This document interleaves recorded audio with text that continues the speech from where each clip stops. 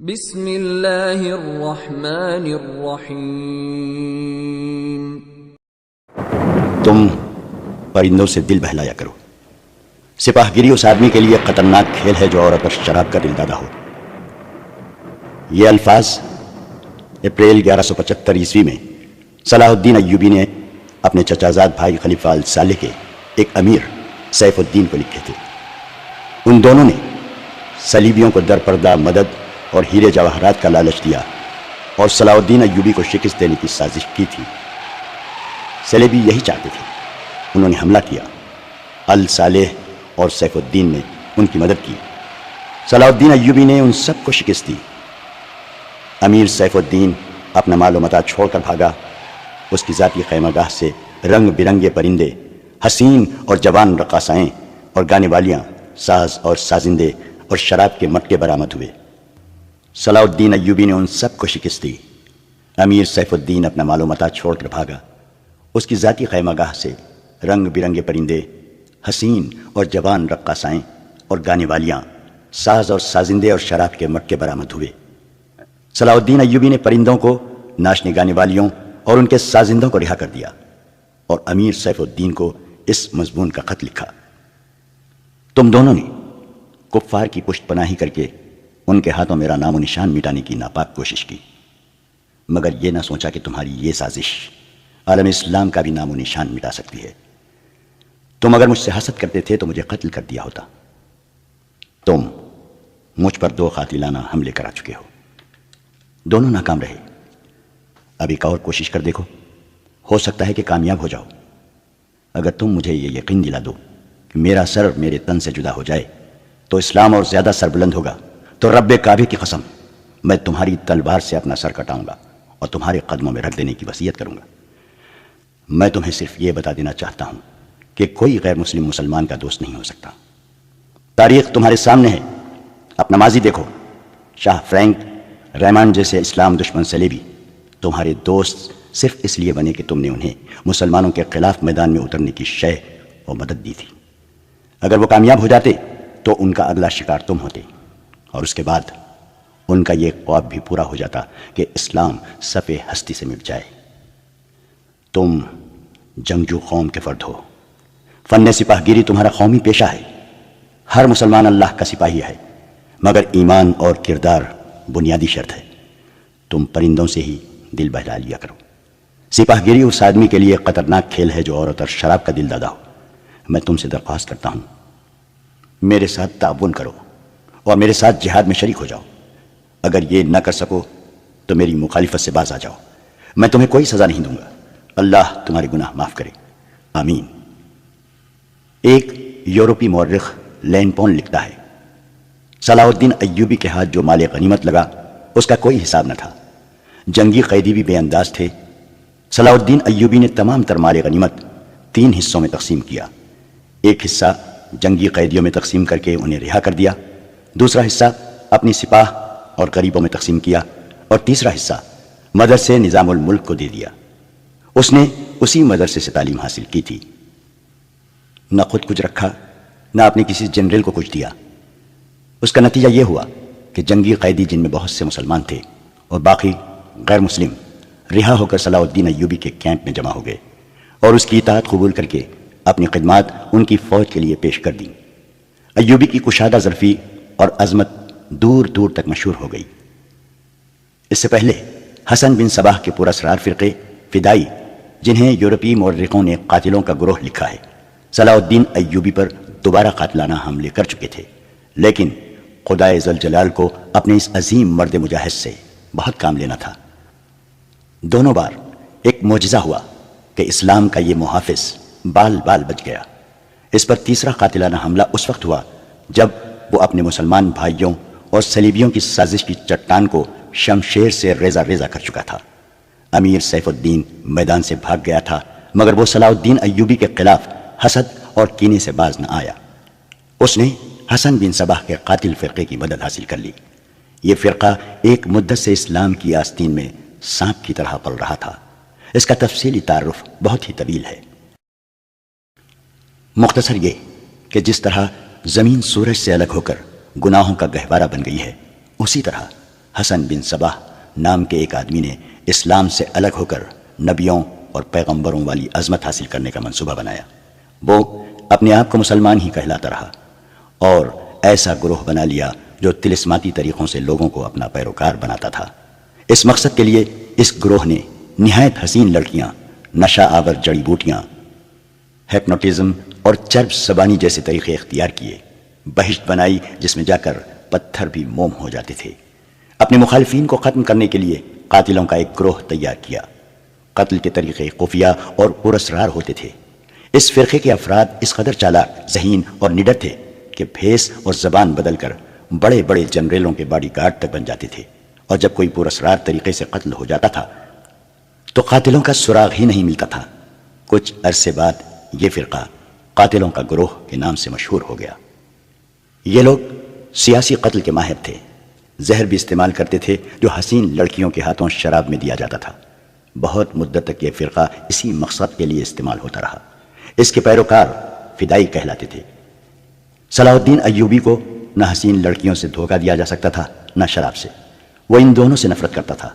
اسے قتل کرنے کا یہی ایک طریقہ تھا کہ اس پر قاتلانہ حملہ کیا جائے۔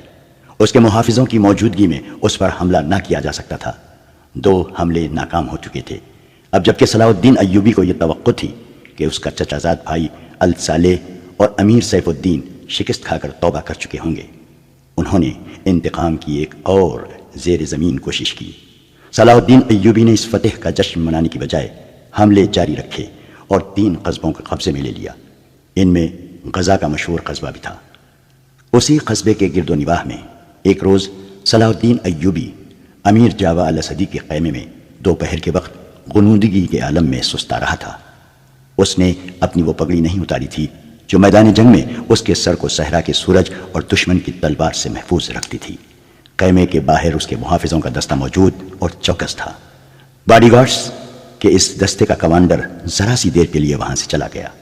ایک محافظ نے صلاح الدین ایوبی کے خیمے کے گرے ہوئے پردوں میں سے جھانکا۔ اسلام کی عظمت کے پاسبان کی آنکھیں بند تھیں۔ وہ پیٹھ کے بل لیٹا ہوا تھا۔ اس محافظ نے باڈی گارڈز کی طرف دیکھا۔ ان میں سے 3-4 باڈی گارڈز نے اس کی طرف دیکھا۔ محافظ نے اپنی آنکھیں بند کر کے کھولی۔ 3-4 محافظ اٹھے اور دوسروں کو باتوں میں لگا لیا۔ محافظ خیمے میں چلا گیا، کمر بند سے خنجر نکالا، دبے پاؤں چلا اور پھر چیتے کی طرح سوئے ہوئے صلاح الدین ایوبی پر جست لگائی۔ خنجر والا ہاتھ اوپر اٹھا۔ عین اسی وقت صلاح الدین ایوبی نے کروٹ بدلی۔ یہی نہیں بتایا جا سکتا کہ محافظ خنجر کہاں مارنا چاہتا تھا، دل میں یا سینے میں، مگر ہوا یوں کہ خنجر صلاح الدین ایوبی کی پگڑی کے بالائی حصے میں اتر گیا اور سر سے بال برابر دور رہا۔ پگڑی سر سے اتر گئی۔ صلاح الدین ایوبی بجلی کی تیزی سے اٹھا۔ اسے یہ سمجھنے میں دیر نہ لگی کہ یہ سب کیا ہے۔ اس پر اس سے پہلے ایسے 2 حملے ہو چکے تھے۔ اس نے اس پر بھی حیرت کا اظہار نہ کیا کہ حملہ آور اس کے اپنے باڈی گارڈز کے لباس میں تھا، جسے اس نے خود اپنے باڈی گارڈز کے لیے منتخب کیا تھا۔ اس نے ایک سانس جتنا عرصہ بھی ضائع نہ کیا۔ حملہ آور اس کی پگڑی سے خنجر کھینچ رہا تھا۔ ایوبی سر سے ننگا تھا۔ اس نے حملہ آور کی ٹھوڑی پر پوری طاقت سے گھسا مارا۔ ہڈی ٹوٹنے کی آواز سنائی دی۔ حملہ آور کا جبڑا ٹوٹ گیا تھا۔ وہ پیچھے کو گرا اور اس کے منہ سے ہیبتناک آواز نکلی۔ اس کا خنجر صلاح الدین ایوبی کی پگڑی میں رہ گیا تھا۔ ایوبی نے اپنا خنجر نکال لیا۔ اتنے میں 2 محافظ دوڑتے اندر آئے۔ ان کے ہاتھوں میں تلواریں تھیں۔ صلاح الدین ایوبی نے انہیں کہا کہ اسے زندہ پکڑ لو، مگر یہ دونوں محافظ صلاح الدین ایوبی پر ٹوٹ پڑے۔ صلاح الدین ایوبی نے ایک خنجر سے 2 تلواروں کا مقابلہ کیا۔ یہ مقابلہ 1-2 منٹ کا تھا کیونکہ تمام باڈی گارڈز اندر آ گئے تھے۔ صلاح الدین ایوبی یہ دیکھ کر حیران رہ گیا کہ اس کے باڈی گارڈز 2 حصوں میں تقسیم ہو کر ایک دوسرے کو لہو لہان کر رہے تھے۔ اسے چونکہ معلوم نہیں تھا کہ ان میں اس کا دشمن کون اور دوست کون ہے، وہ اس معرکے میں شریک نہ ہو سکا۔ کچھ دیر بعد جب باڈی گارڈز میں سے چند ایک مارے گئے، کچھ بھاگ گئے اور بعض زخمی ہو کر بے حال ہو گئے، تو انکشاف ہوا کہ اس دستے میں جو صلاح الدین ایوبی کی حفاظت پر مامور تھا، 7 محافظ فدائی تھے جو صلاح الدین ایوبی کو قتل کرنا چاہتے تھے۔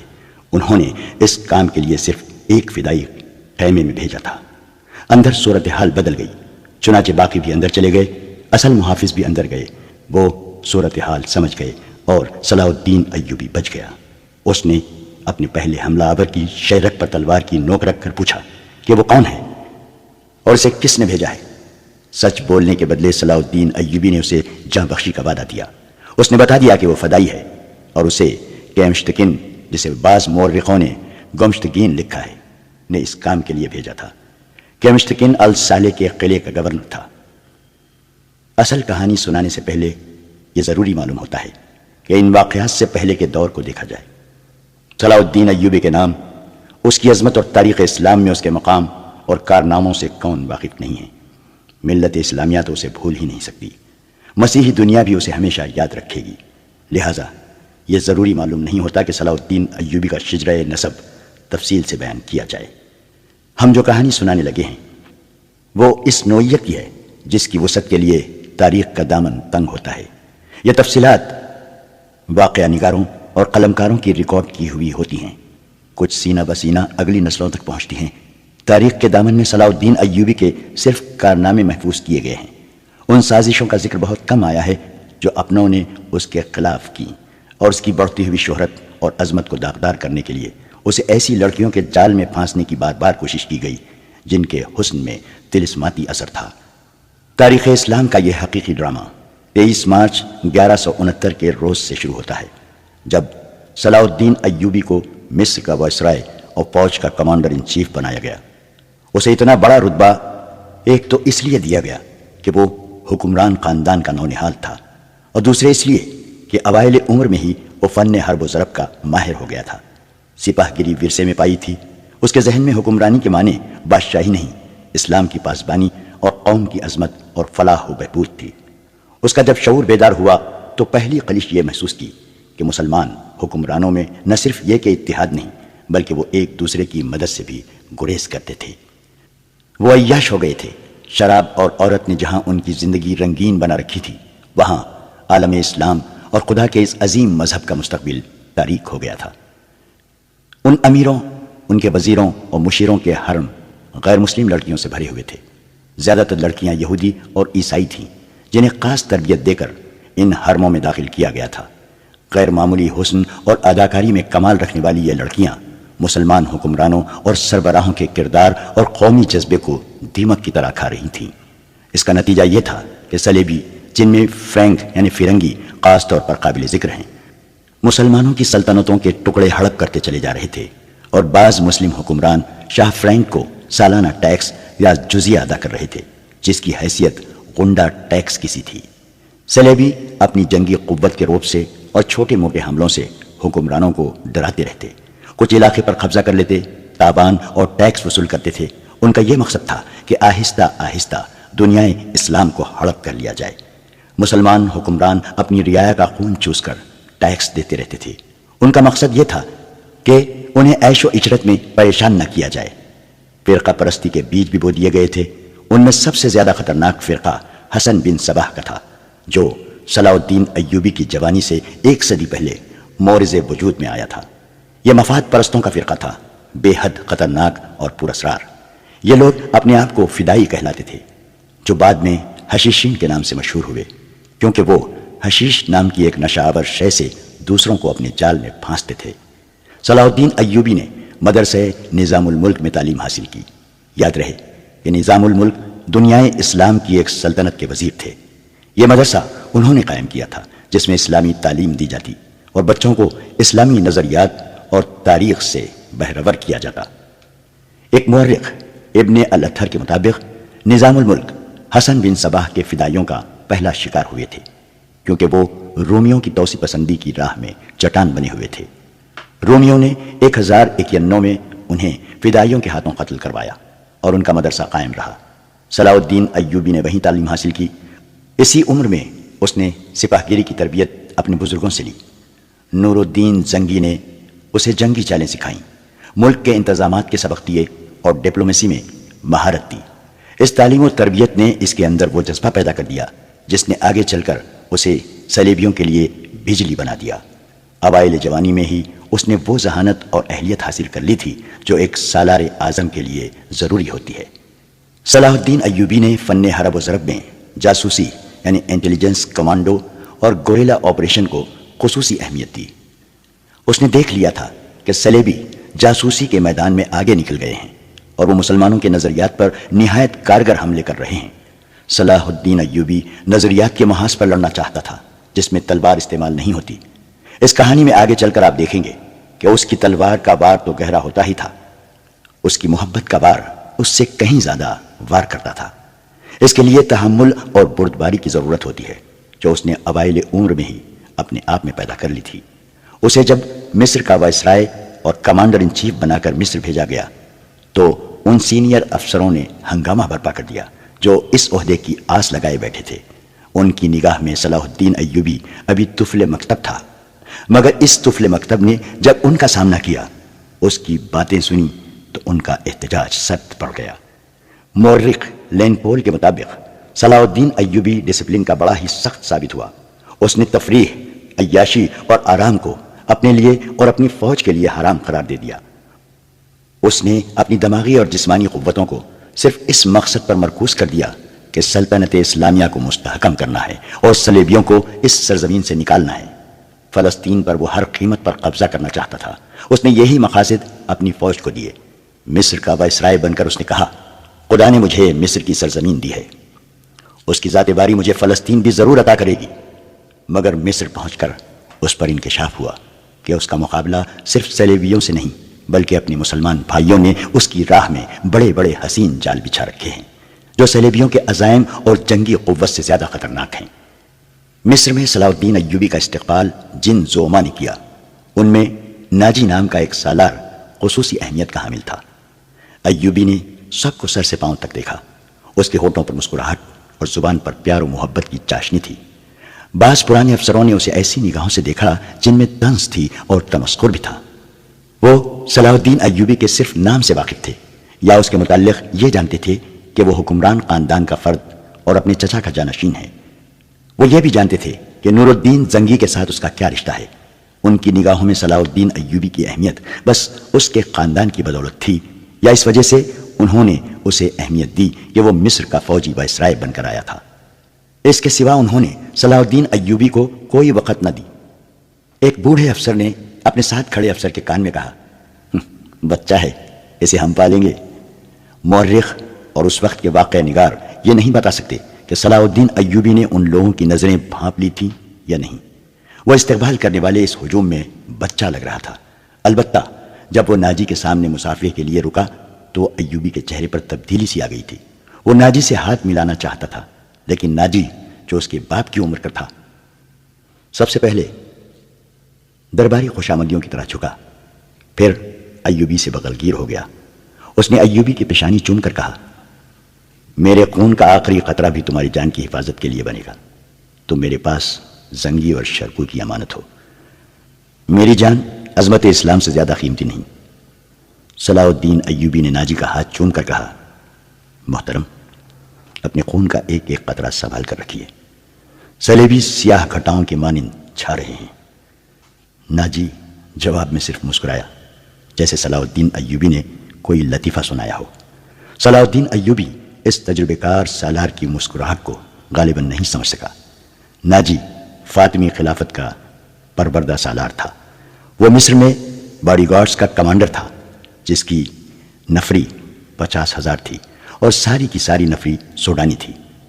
یہ فوج اس دور کے جدید ہتھیاروں سے مسلح تھی اور یہ فوج ناجی کا ہتھیار بن گئی تھی جس کے زور پر وہ بے تاج بادشاہ بنا بیٹھا تھا۔ وہ سازشوں اور مفاد پرستی کا دور تھا۔ اسلامی دنیا کی مرکزیت ختم ہو چکی تھی۔ صلیبیوں کی بھی نہایت دلکش تخریب کاریاں شروع ہو چکی تھیں۔ زر پرستی اور تیش کا دور دورہ تھا۔ جس کے پاس ذرا سی بھی طاقت تھی اسے وہ اپنے اقتدار کے تحفظ کے لیے اور دولت سمیٹنے کے لیے استعمال کرتا تھا۔ سوڈانی باڈی گارڈز فوج کا کمانڈر ناجی مصر میں حکمرانوں اور دیگر سربراہوں کے لیے دہشت بنا ہوا تھا۔ خدا نے اسے سازش ساز دماغ دیا تھا۔ اسے اس دور کا بادشاہ ساز کہا جاتا تھا۔ بنانے اور بگاڑنے میں خصوصی مہارت رکھتا تھا۔ اس نے صلاح الدین ایوبی کو دیکھا تو اس کے چہرے پر بالکل اسی طرح مسکراہٹ آ گئی جس طرح کمزور سی بھیڑ کو دیکھ کر بھیڑیے کے دانت نکل آتے ہیں۔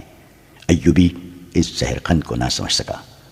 اس کے لیے سب سے زیادہ اہم آدمی ناجی تھا کیونکہ وہ 50,000 باڈی گارڈز کا کمانڈر تھا اور صلاح الدین کو اس فوج کی ضرورت تھی۔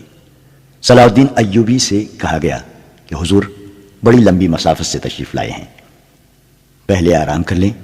تو اس نے کہا، میرے سر پر جو دستار رکھ دی گئی ہے میں اس کے اہل نہ تھا. اس دستار نے میرا آرام اور میری نیند حرام کر دی ہے.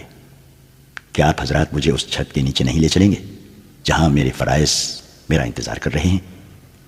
کیا حضور کام سے پہلے طعام پسند نہیں فرمائیں گے؟ اس کے نائب نے پوچھا. صلاح الدین ایوبی نے کچھ سوچا اور ان کے ساتھ چل پڑا. لمبے تڑنگے قوی ہیکل باڈی گارڈز اس عمارت کے سامنے کھڑے تھے جس میں کھانے کا انتظام کیا گیا تھا. ایوبی نے ان گارڈز کے ہتھیار دیکھے تو اس کے چہرے پر رونق آ گئی، مگر یہ رونق دروازے میں قدم رکھتے ہی غائب ہو گئی. وہاں 4 نوجوان لڑکیاں جن کے جسموں میں زہر شکن لچک اور شانوں پر بکھرے ہوئے ریشمی بالوں میں قدرت کا حسن سمایا ہوا تھا، ہاتھوں میں پھولوں کی پتیوں سے بھری ہوئی خوشنما ٹوکریاں اٹھائے کھڑی تھی. انہوں نے صلاح الدین ایوبی کے راستے میں پتیاں بکھیرنی شروع کر دیں اور اس کے ساتھ دف کی تال پر طاؤس و رباب اور شہنائیوں کا مسحور کن نغمہ اٹھا. ایوبی نے راستے میں پھولوں کی پتیاں دیکھ کر قدم پیچھے کر لیا. ناجی اور اس کا نائب اس کے دائیں بائیں تھے. وہ دونوں جھک گئے اور اسے آگے چلنے کی دعوت دی. یہ وہ انداز تھا جسے مغل بادشاہوں نے ہندوستان میں رائج کیا تھا. صلاح الدین ایوبی پھولوں کی پتیاں مسلنے نہیں آیا. ایوبی نے ایسی مسکراہٹ سے کہا جو ان لوگوں نے پہلے کم ہی کبھی کسی ہونٹوں پر دیکھی تھی. ہم حضور کے راستے میں آسمان سے تارے بھی نوچ کر بچھا سکتے ہیں. ناجی نے کہا. اگر میری راہ میں کچھ بچھانا چاہتے ہو تو وہ ایک ہی چیز ہے جو میرے دل کو بھاتی ہے. صلاح الدین ایوبی نے کہا. آپ حکم دیں. نائب نے کہا. وہ کون سی چیز ہے جو حضور کے دل کو بہلاتی ہے؟ صلیبیوں کی لاشیں. صلاح الدین ایوبی نے مسکرا کر کہا، مگر فوراً ہی اس کی مسکراہٹ غائب ہو گئی. اس کی آنکھوں میں شعلے نکلنے لگے. اس نے دھیمی آواز میں جس میں قہر اور عتاب چھپا ہوا تھا کہا، مسلمان کی زندگی پھولوں کی سیل نہیں. جانتے نہیں ہو صلیبی سلطنت اسلامیہ کو چوہوں کی طرح کھا رہے ہیں. اور جانتے ہو وہ کیوں کامیاب ہو رہے ہیں؟ صرف اس لیے کہ ہم نے پھولوں کی پتیوں پر چلنا شروع کر دیا ہے. ہم نے اپنی بچیوں کو ننگا کر کے ان کی عصمتیں رون ڈالی ہیں. میری نظریں فلسطین پر لگی ہوئی ہیں. تم میری راہ میں پھول بچھا کر مصر سے بھی اسلام کا پرچم اتروا دینا چاہتے ہو؟ اس نے سب کو ایک نظر دیکھا اور دبدبے سے کہا، اٹھا لو یہ پھول، اٹھا لو یہ میرے راستے سے. میں نے ان پر قدم رکھا تو میری روح کانٹوں سے چھلنی ہو جائے گی. ہٹا دو لڑکیوں کو میرے راستے سے. کہیں ایسا نہ ہو کہ میری تلوار ان کے اتنے دلکش سنہرے بالوں میں الجھ کر بیکار ہو جائے. حضور کی جاہ وہ حشمت، مجھے حضور نہ کہو. صلاح الدین ایوبی نے بولنے والے کو یوں ٹوک دیا جیسے تلوار سے کسی کافر کی گردن کاٹ دی ہو. اس نے کہا، حضور وہ تھے جن کا تم کلمہ پڑھتے ہو اور جن کا میں غلام بے دام ہوں. میری جان فدا ہو اس حضور صلی اللہ علیہ وسلم پر جن کے مقدس پیغام کو میں نے سینے پر کندہ کر رکھا ہے. میں یہی پیغام لے کے مصر آیا ہوں. صلیبی مجھ سے یہ پیغام چھین کر بحر روم میں ڈبو دینا چاہتے ہیں، شراب میں غرق کر دینا چاہتے ہیں. میں بادشاہ بن کے نہیں آیا. لڑکیاں کسی کے اشارے پر پھولوں کی پتیاں سمیٹ کر وہاں سے ہٹ گئی تھیں. صلاح الدین ایوبی تیزی سے دروازے کے اندر چلا گیا. ایک وسیع کمرہ تھا.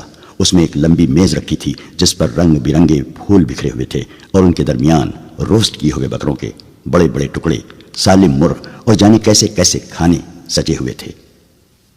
صلاح الدین ایوبی رک گیا اور اپنے نائب سے پوچھا، کیا مصر کا ہر ایک باشندہ اسی قسم کا کھانا کھاتا ہے؟ نہیں حضور. نائب نے جواب دیا، غریب لوگ تو ایسے کھانے کے خواب بھی نہیں دیکھ سکتے.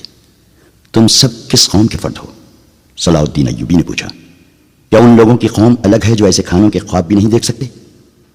کسی طرف سے کوئی جواب نہ پا کر اس نے کہا، اس جگہ جس قدر ملازم ہیں اور یہاں جتنے سپاہی ڈیوٹی پر ہیں ان سب کو اندر بلاؤ، یہ کھانا انہیں کھلا دو. اس نے لپک کر ایک روٹی اٹھائی، اس پر 2-3 بوٹیاں رکھیں اور کھڑے کھڑے کھانے لگا. نہایت تیزی سے پوری روٹی کھا کر پانی پیا اور باڈی گارڈز کے کمانڈر ناجی کو ساتھ لے کر اس کمرے میں چلا گیا جو وائسرائے کا دفتر تھا. 2 گھنٹے بعد ناجی باہر نکلا، دوڑ کر اپنے گھوڑے پر سوار ہوا، پیڑ لگائی اور نظروں سے اوچھل ہو گیا. رات ناجی کے خاص کمرے میں اس کے 2 کمانڈر جو اس کے معتمد اور ہمراز تھے اس کے پاس بیٹھے شراب پی رہے تھے. ناجی نے کہا، جوانی کا جوش ہے، تھوڑے دنوں میں ٹھنڈا کر دوں گا. کمبخت جو بھی بات کرتا ہے کہتا ہے رب کعبہ کی قسم، صلیبیوں کو سلطنت اسلامیہ سے باہر نکال کر دم لوں گا. صلاح الدین ایوبی، ایک کمانڈر نے طنز کیا، اتنا بھی نہیں جانتا کہ سلطنت اسلامیہ کا دم نکل چکا ہے، اب سوڈانی حکومت کریں گے. کیا آپ نے اسے بتایا نہیں کہ یہ 50,000 کا لشکر سوڈانی ہے؟ دوسرے کمانڈر نے ناجی سے پوچھا، اور یہ لشکر جسے وہ اپنی فوج سمجھتا ہے صلیبیوں کے خلاف نہیں لڑے گا؟ تمہارا دماغ ٹھکانے ہے؟ ناجی نے کہا، میں اسے یہ یقین دلانا چاہتا ہوں کہ یہ 50,000 سوڈانی شیر اس کے اشارے پر صلیبیوں کے پرخچے اڑا دیں گے۔ لیکن ناجی چپ ہو کر سوچ میں پڑ گیا۔ لیکن کیا؟ اس نے مجھے حکم دیا ہے کہ مصر کے باشندوں کی ایک فوج تیار کرو، ناجی نے کہا۔ اس نے کہا ہے کہ ایک ہی ملک کی فوج مناسب نہیں ہوتی، وہ مصر کے لوگوں کو بھرتی کر کے ہماری فوج میں شامل کرنا چاہتا ہے۔ تو آپ نے کیا جواب دیا؟ میں نے کہا ہے کہ آپ کے حکم کی تعمیل ہوگی، ناجی نے جواب دیا، مگر میں ایسے حکم کی تعمیل نہیں کروں گا۔ مزاج کا کیسا ہے؟ ادروش نے پوچھا۔ ضد کا پکا معلوم ہوتا ہے، ناجی نے جواب دیا۔ آپ کی دانش اور تجربے کے سامنے وہ کچھ بھی نہیں لگتا، دوسرے کمانڈر نے کہا۔ نیا نیا امیر مصر بن کے آیا ہے، کچھ روز یہ نشہ طاری رہے گا۔ میں یہ نشہ اترنے نہیں دوں گا، ناجی نے کہا۔ اسے اسی نشے میں بدمست کر کے ماروں گا۔ بہت دیر تک یہ تینوں صلاح الدین ایوبی کے خلاف باتیں کرتے رہے اور اس مسئلے پر غور کرتے رہے کہ اگر صلاح الدین ایوبی نے ناجی کی بے تاج بادشاہی کے لیے خطرہ پیدا کر دیا تو وہ کیا کارروائی کریں گے۔ ادھر سلطان صلاح الدین ایوبی اپنے نائبین کو سامنے بٹھائے یہ ذہن نشین کرا رہا تھا کہ وہ حکومت کرنے نہیں آیا اور نہ کسی کو حکومت کرنے دے گا۔ اس نے انہیں کہا کہ اسے جنگی طاقت کی ضرورت ہے، اور اس نے یہ بھی کہا کہ اسے یہاں کا فوجی ڈھانچہ بالکل پسند نہیں۔ 50,000 باڈی گارڈز سوڈانی ہیں، ہمیں ہر خطے کے باشندوں کو یہ حق دینا ہے کہ وہ ہماری فوج میں آئیں، اپنے جوہر دکھائیں اور مال غنیمت میں سے اپنا حصہ وصول کریں۔ یہاں کے عوام کا معیار زندگی اسی طرح بلند ہو سکتا ہے۔ صلاح الدین ایوبی نے انہیں بتایا، میں نے ناجی سے کہہ دیا ہے کہ وہ عام بھرتی شروع کر دے۔ کیا آپ کو یقین ہے کہ وہ آپ کے حکم کی تعمیل کرے گا؟ ایک ناظم نے ان سے پوچھا۔ کیا وہ حکم کی تعمیل سے گریز کرے گا؟ وہ گریز کر سکتا ہے، ناظم نے جواب دیا۔ فوجی امور اسی کے سپرد ہیں، وہ کسی سے حکم لیا نہیں کرتا، اپنی منوایا کرتا ہے۔ صلاح الدین ایوبی خاموش رہا، جیسے اس پر کچھ اثر ہی نہ ہوا ہو۔ اس نے سب کو رخصت کر دیا اور صرف علی بن سفیان کو اپنے ساتھ رکھا۔ علی بن سفیان جاسوسی اور جوابی جاسوسی کا ماہر تھا۔ اسے صلاح الدین ایوبی بغداد سے اپنے ساتھ لایا تھا۔ وہ ادھیڑ عمر کا آدمی تھا، اداکاری، چرب زبانی اور بھیس بدلنے میں مہارت رکھتا تھا۔ جنگوں میں اس نے جاسوسی بھی کی تھی اور جاسوسوں کو پکڑا بھی تھا۔ اس کا اپنا گروہ تھا جو آسمان سے تارے بھی توڑ لاتا تھا۔ صلاح الدین ایوبی کو جاسوسی کی اہمیت سے واقفیت تھی۔ فنی مہارت کے علاوہ علی میں وہی جذبہ تھا جو صلاح الدین ایوبی میں تھا۔ تم نے سنا علی؟ صلاح الدین نے کہا۔ یہ لوگ کہہ گئے ہیں کہ ناجی کسی سے حکم لیا نہیں کرتا، اپنی منوایا کرتا ہے۔ ہاں، علی نے جواب دیا، میں نے سن لیا ہے۔ اگر میں چہرے پہچاننے میں غلطی نہیں کرتا تو میری رائے میں باڈی گارڈز کا یہ کمانڈر جس کا نام ناجی ہے ناپاک ذہنیت کا انسان ہے۔ اس کے متعلق میں پہلے سے بھی کچھ جانتا ہوں۔ یہ فوج جو ہمارے خزانے سے تنخواہ لیتی ہے دراصل ناجی کی ذاتی فوج ہے۔ اس نے حکومتی حلقوں میں ایسی سازشیں کی ہیں جنہوں نے انتظامی ڈھانچے کو بہت کمزور کر دیا ہے۔ آپ کا یہ فیصلہ بالکل وجہ ہے کہ فوج میں یہاں کے ہر خطے کے سپاہی ہونے چاہیے۔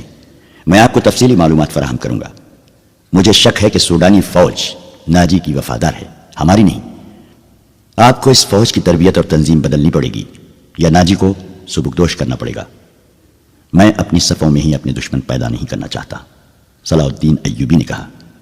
ناجی گھر کا بھیدی ہے، اسے سبکدوش کر کے اپنا دشمن بنا لینا دانشمندی نہیں۔ ہماری تلوار غیروں کے لیے ہے، اپنوں کا خون بہانے کے لیے نہیں۔ میں ناجی کی ذہنیت کو پیار اور محبت سے بدل سکتا ہوں۔ تم اس فوج کی ذہنیت معلوم کرنے کی کوشش کرو اور مجھے صحیح اطلاع دو کہ فوج کہاں تک ہماری وفادار ہے۔ مگر ناجی اتنا کچا آدمی نہیں تھا۔ اس کی ذہنیت پیار اور محبت کے بکھیڑوں سے آزاد تھی۔ اسے اگر پیار تھا تو اپنی اقتدار اور شیطانیت کے ساتھ تھا۔ اس لحاظ سے وہ پتھر تھا، مگر جسے اپنے جال میں پھنسانا چاہتا اس کے سامنے موم ہو جاتا تھا۔ اس نے صلاح الدین ایوبی کے ساتھ یہی رویہ اختیار کیا۔ اس کے سامنے وہ بیٹھتا نہیں تھا، ہاں میں ہاں ملاتا چلا جاتا تھا۔ اس نے مصر کے مختلف خطوں سے ایوبی کے حکم کے مطابق فوج کے لیے بھرتی شروع کر دی تھی، حالانکہ یہ کام اس کی مرضی کے خلاف تھا۔ دن گزرتے جا رہے تھے، صلاح الدین ایوبی اسے کچھ پسند کرنے لگا تھا۔ ناجی نے اسے یقین دلایا تھا کہ سوڈانی باڈی گارڈز فوج حکم کی منتظر ہے اور یہ قوم کی توقعات پر پوری اترے گی۔ ناجی صلاح الدین ایوبی کو 2-3 مرتبہ کہہ چکا تھا کہ وہ باڈی گارڈز کی طرف سے اسے دعوت دینا چاہتا ہے اور فوج اس کے اعزاز میں جشن منانے کے لیے بےتاب ہے، لیکن صلاح الدین ایوبی مصروفیت کی وجہ سے یہ دعوت قبول نہیں کر سکا تھا۔ رات کا وقت تھا، ناجی اپنے کمرے میں اپنے 2 معتمد جونیئر کمانڈروں کے ساتھ بیٹھا شراب پی رہا تھا۔ 2 ناچنے والیاں سازوں کی ہلکی ہلکی موسیقی پر مستی میں آئی ہوئی ناگنوں کی طرح مسحور کن اداؤں سے رقص کر رہی تھیں۔ ان کے پاؤں میں گھنگرو نہیں تھے، ان کے جسموں پر کپڑے صرف اسی قدر تھے کہ ان کے صدر ڈھکے ہوئے تھے۔ اس رقص میں قمار کا تاثر تھا۔ دربان اندر آیا اور ناجی کے کان میں کچھ کہا۔ ناجی جب شراب اور رقص میں محو ہوتا تھا تو کوئی مقل ہونے کی جرت نہیں کر سکتا تھا۔ صرف دربان کو معلوم تھا کہ وہ کون سا ضروری کام ہے جس کی خاطر ناجی عیش و طرب کی محفل سے اٹھا کرتا ہے، ورنہ وہ اندر آنے کی جرت نہ کرتا۔ اس کی بات سنتے ہی ناجی باہر نکل گیا اور دربان اسے دوسرے کمرے میں لے گیا۔ وہاں سوڈانی لباس میں ملبوس ایک ادھیڑ عمر آدمی بیٹھا تھا، اس کے ساتھ ایک جوان لڑکی تھی۔ ناجی کو دیکھ کر وہ اٹھی۔ ناجی اس کے چہرے اور خط کاٹ کی دلکشی دیکھ کر ٹھٹک گیا۔ وہ عورتوں کا شکاری تھا، اسے عورتیں صرف اپنی عیاشی کے لیے درکار نہیں ہوتی تھیں، ان سے وہ اور بھی کئی کام لیا کرتا تھا، جن میں ایک یہ تھا کہ وہ نہایت خوبصورت اور عیار لڑکیوں کے ذریعے بڑے بڑے افسروں کو اپنی مٹھی میں رکھتا تھا، اور ایک کام یہ بھی تھا کہ وہ انہیں امیروں وزیروں کو بلیک میل کرنے کے لیے استعمال کرتا تھا، اور ان سے وہ جاسوسی بھی کراتا تھا۔ جس طرح قصاب جانور کو دیکھ کر بتا دیتا ہے کہ اس کا گوشت کیسا ہے، اسی طرح ناجی لڑکی کو دیکھ کر اندازہ کر لیا کرتا تھا کہ وہ کس کام کے لیے موزوں ہے۔ لڑکیوں کے بیوپاری اور بردہ فروش اکثر ناجی کے پاس مال لاتے رہتے تھے۔ یہ آدمی بھی ایسے ہی بیوپاریوں میں سے لگتا تھا۔ لڑکی کے متعلق اس نے بتایا کہ تجربے کار ہے، ناچ بھی سکتی ہے اور پتھر کو زبان کے میٹھے زہر سے پانی میں تبدیل کر سکتی ہے۔ ناجی نے اس کا تفصیلی انٹرویو لیا۔ وہ اس فن کا ماہر تھا۔ اس کے مطابق اس نے لڑکی کا امتحان لیا اور اس نے یہ رائے قائم کی کہ جس کام کے لیے وہ ایک اور لڑکی کو تیار کر رہا تھا، اس کے لیے یہ لڑکی تھوڑی سی ٹریننگ کے بعد موزوں ہو سکتی ہے۔ سودا طے ہو گیا۔ بیوپاری قیمت وصول کر کے چلا گیا۔ ناجی لڑکی کو اس کمرے میں لے گیا جہاں اس کے 2 ساتھی رقص اور شراب سے دل بہلا رہے تھے۔ اس نے لڑکی کو ناچنے کے لیے کہا۔ لڑکی نے جب چوغا اتار کر جسم کو 2 ہی بل دیے تو ناجی اور اس کے ساتھی تڑپ اٹھے۔ پہلی دونوں ناچنے والیوں کے رنگ پیلے پڑ گئے۔ اس نئی لڑکی کے سامنے ان کی قدر و قیمت کم ہو گئی تھی۔ ناجی نے اسی وقت محفل برخاست کر دی اور اس لڑکی کو اپنے پاس بٹھا کر سب کو باہر نکال دیا۔ لڑکی سے نام پوچھا تو اس نے زکوئی بتایا۔ ناجی نے اسے کہا، زکوئی، تمہیں یہاں لانے والے نے بتایا تھا کہ تم پتھر کو پانی میں تبدیل کر سکتی ہو۔ میں تمہارا یہ کمال دیکھنا چاہتا ہوں۔ وہ پتھر کون ہے؟ زکوئی نے پوچھا۔ نیا امیر مصر، ناجی نے جواب دیا۔ وہ سالار اعظم بھی ہے۔ صلاح الدین ایوبی؟ زکوئی نے پوچھا۔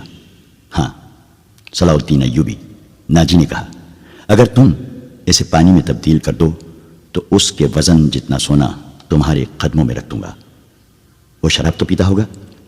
نہیں، ناجی نے جواب دیا۔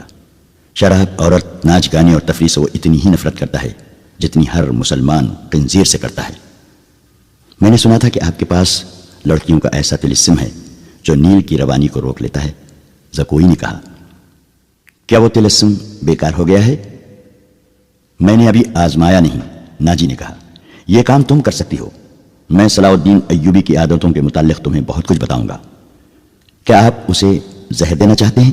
زکوئی نے پوچھا۔ ابھی نہیں، ناجی نے جواب دیا۔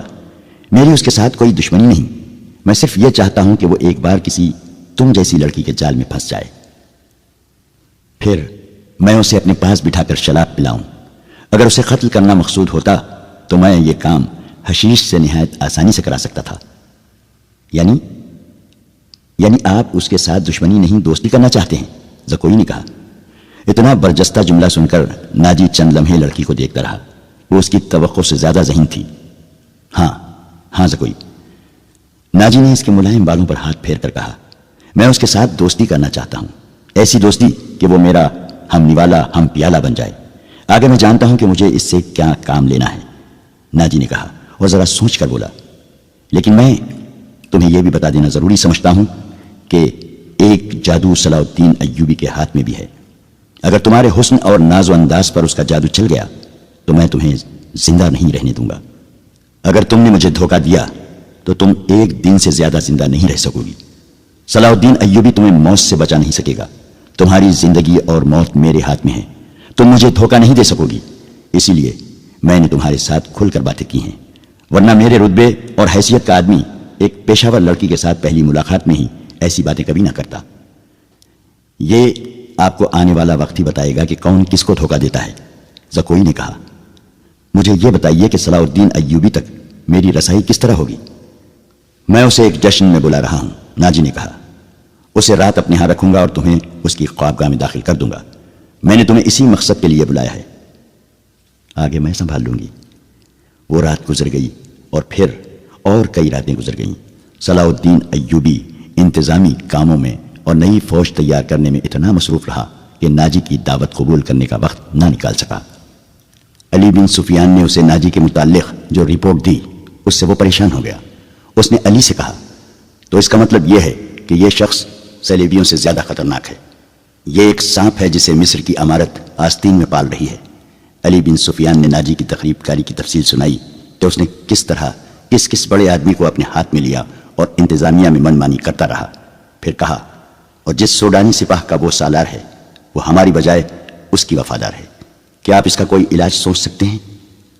صرف سوچ ہی نہیں سکتا، صلاح الدین ایوبی نے جواب دیا، علاج شروع کر چکا ہوں۔ مصر سے جو سپاہ بھرتی کی جا رہی ہے اسے میں سوڈانی محافظوں میں گٹ مٹ کر دوں گا، پھر یہ فوج سوڈانی ہوگی نہ مصری۔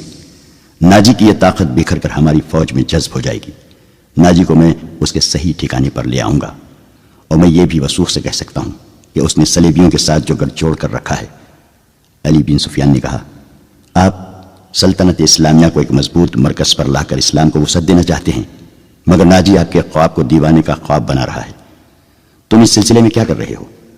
یہ مجھ پر چھوڑے، علی بن سفیان نے جواب دیا، میں جو کچھ کروں گا وہ آپ کو ساتھ ساتھ بتاتا رہوں گا، آپ مطمئن رہیں، میں نے اس کے گرد جاسوسوں کی ایک ایسی دیوار چن دی ہے جس کی آنکھیں بھی ہیں، کان بھی ہیں، اور یہ دیوار متحرک ہے، یوں سمجھ لیں کہ میں نے اسے اپنی جاسوسی کے قلعے میں قید کر لیا ہے۔ صلاح الدین ایوبی کو علی بن سفیان پر اس قدر اعتماد تھا کہ اس سے اس کی درپردہ کارروائی کی تفصیل نہ پوچھی۔ علی نے اس سے پوچھا، معلوم ہوا ہے کہ وہ آپ کو جشن پر مدعو کر رہا ہے؟ اگر یہ بات صحیح ہے تو اس کی دعوت اس وقت قبول کیجیے گا جب میں آپ کو بتاؤں گا۔ ایوبی اٹھا اور ہاتھ پیٹھ پیچھے رکھ کر ٹہلنے لگا، اس کی آہ نکل گئی، وہ رک گیا اور بولا، بن سفیان، زندگی اور موت اللہ کے ہاتھ میں ہے، بے مقصد زندگی سے کیا یہ بہتر نہیں کہ انسان پیدا ہوتے ہی مر جائے؟ کبھی کبھی یہ سوچ دماغ میں آ جاتی ہے کہ وہ لوگ شاید خوش نصیب ہیں جن کی قومی حص مردہ ہوتی ہے اور جن کا کوئی کردار نہیں ہوتا، بڑے مزے سے جیتے اور اپنی آئی پر مر جاتے ہیں، وہ بد نصیب ہیں امیر محترم، علی نے کہا۔ ہاں بن سفیان، صلاح الدین ایوبی نے کہا، میں جب انہیں خوش نصیب کہتا ہوں تو یہی بات معلوم نہیں کون میرے کان میں کہہ دیتا ہے جو تم نے کہی ہے، مگر سوچتا ہوں کہ ہم نے تاریخ کا دھارا اس موڑ پر نہ بدلا تو ملت اسلامیہ بکھر کر وادیوں، جنگلوں اور صحراؤں میں کھو جائے گی۔ ملت کی خلافت 3 حصوں میں بڑھ گئی ہے، امیر منمانی کر رہے ہیں اور صلیبیوں کے اعلی کار بنتے جا رہے ہیں۔ مجھے یہ ڈر بھی محسوس ہونے لگا ہے کہ مسلمان اگر زندہ رہے تو وہ ہمیشہ صلیبیوں کے غلام اور اعلی کار رہیں گے، وہ اسی پہ خوش رہیں گے کہ زندہ ہیں مگر قوم کی حیثیت سے وہ مردہ ہوں گے۔ ذرا نقشہ دیکھو علی، آدھی صدی میں دیکھو ہماری سلطنت کا نقشہ کتنا سکڑ گیا ہے۔ وہ خاموش ہو گیا، سر جھکا کر ٹہلنے لگا، پھر رک گیا اور سر کو جھٹک کر علی بن سفیان کو دیکھا، کہنے لگا، جب تباہی اپنے اندر سے اٹھے تو اسے روکنا محال ہوتا ہے۔ اگر ہماری خلافت اور امارتوں کا یہی حال رہا تو صلیبیوں کو ہم پر حملے کرنے کی ضرورت پیش نہیں آئے گی۔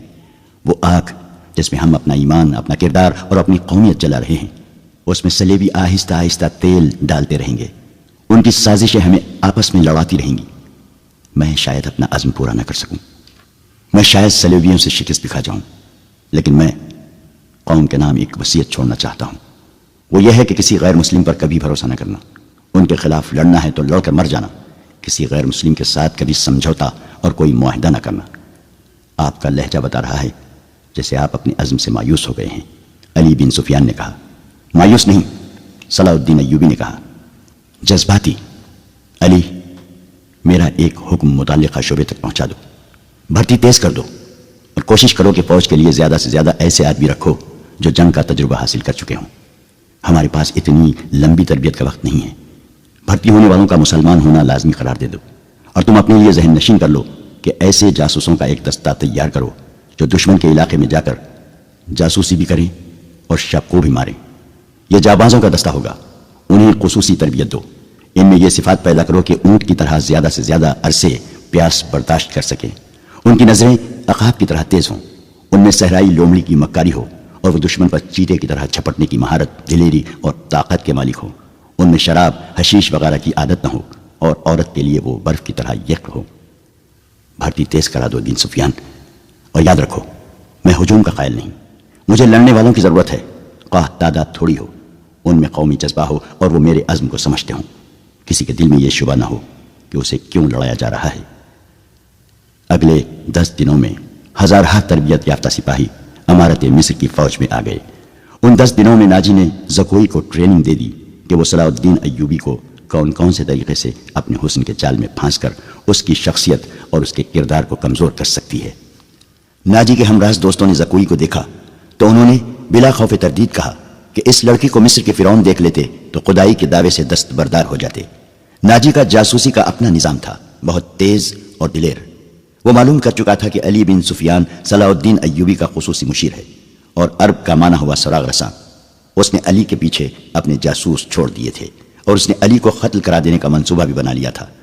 زکوئی کو ناجی نے صلاح الدین ایوبی کو اپنے دام میں پھانسنے کے لیے تیار کیا تھا، لیکن وہ محسوس نہ کر سکا کہ مراکش کی رہنے والی یہ لڑکی اس کے اپنے اعصاب پر سوار ہو گئی ہے۔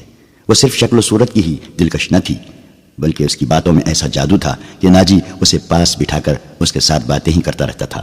اس نے ان 2 ناچنے گانے والی لڑکیوں سے نگاہیں پھیر لی تھیں جو اس کی منظور نظر تھیں۔ 3-4 راتوں سے اس نے ان لڑکیوں کو اپنے کمرے میں نہیں بلایا تھا۔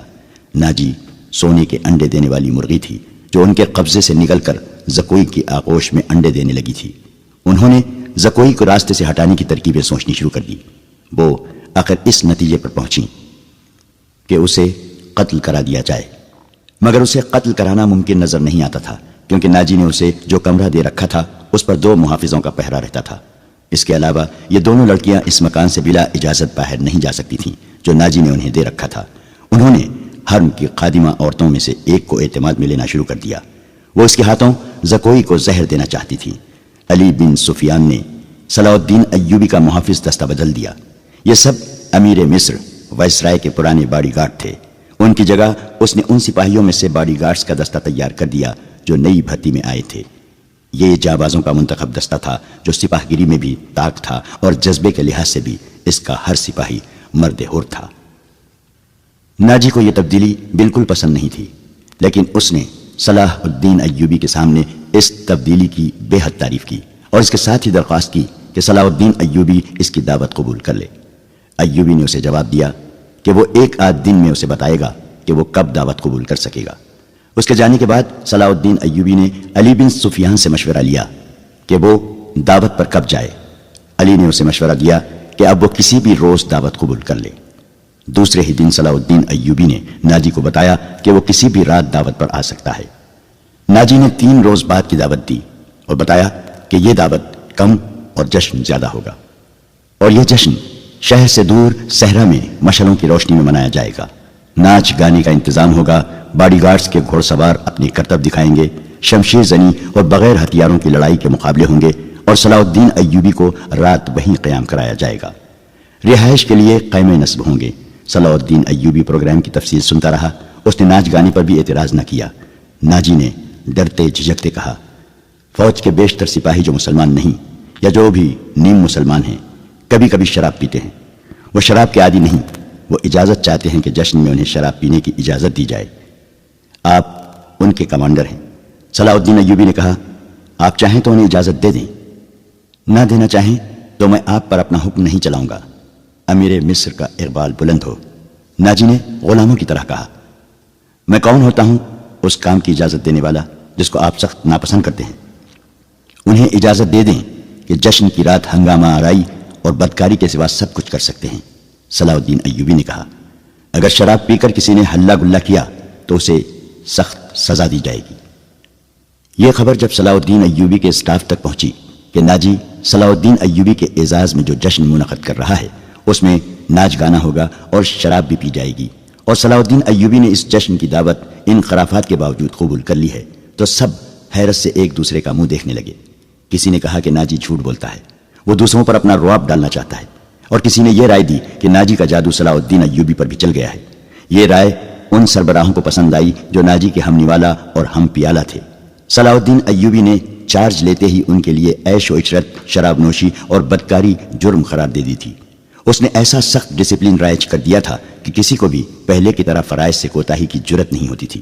وہ اس پر خوش تھے کہ آج نئے امیر مصر نے کسی دعوت میں شراب اور رقص کی اجازت دے دی ہے، تو کل پرسوں وہ خود بھی ان رنگینیوں کا رسیا ہو جائے گا۔ صرف علی بن سفیان تھا جسے معلوم تھا کہ صلاح الدین ایوبی نے خرافات کی اجازت کیوں دی ہے۔ جشن کی شام آ گئی۔ ایک تو چاندنی رات تھی، صحرا کی چاندنی اتنی شفاف ہوتی ہے کہ ریت کے ذرے بھی نظر آ جاتے ہیں۔ دوسرے ہزارہا مشعلوں نے وہاں صحرا کی رات کو دن بنا دیا تھا۔ باڈی گارڈز کا ہجوم تھا جو ایک وسیع میدان کے گرد دیواروں کی طرح کھڑا تھا۔ ایک طرف صلاح الدین ایوبی کے بیٹھنے کے لیے جو مسند رکھی گئی تھی وہ کسی بہت بڑے بادشاہ کا تخت معلوم ہوتی تھی۔ اس کے دائیں بائیں بڑے رتبوں کے مہمانوں کی نشستیں تھیں۔ اس وسیع و عریض تماشا گاہ سے تھوڑی دور مہمانوں کے لیے نہایت خوبصورت خیمے نصب تھے۔ ان سے ہٹ کر ایک بڑا خیمہ صلاح الدین ایوبی کے لیے نصب کیا گیا تھا جہاں اسے رات بسر کرنی تھی۔ علی بن سفیان نے سورج غروب ہونے سے پہلے وہاں جا کر اس خیمے کے ارد گرد محافظ کھڑے کر دیے تھے۔ جب علی بن سفیان وہاں محافظ کھڑے کر رہا تھا، ناجی زکوئی کو آخری ہدایات دے رہا تھا۔ اس شام زکوئی کا حسن کچھ زیادہ ہی نکھر آیا تھا۔ اس کے جسم سے ایسے عطر کی بھینی بھینی بو اٹھ رہی تھی جس میں سحر کا تاثر تھا۔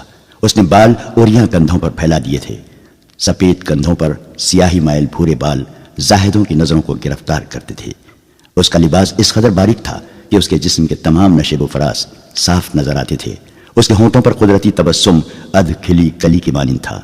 ناجی نے اسے سر سے پاؤں تک دیکھا اور کہا، صلاح الدین ایوبی پر تمہارے جسمانی حسن کا شاید اثر نہ ہو، اپنی زبان استعمال کرنا، وہ سبق بھولنا نہیں جو میں اتنے دنوں سے تمہیں پڑھا رہا ہوں، اور یہ بھی نہ بھولنا کہ اس کے پاس جا کر اس کی لونڈی نہ بن جانا، انجیر کا وہ پھول بن جانا جو درخت کی چوٹی پر نظر آتا ہے مگر درخت پر چڑھ کر دیکھو تو غائب ہو جاتا ہے۔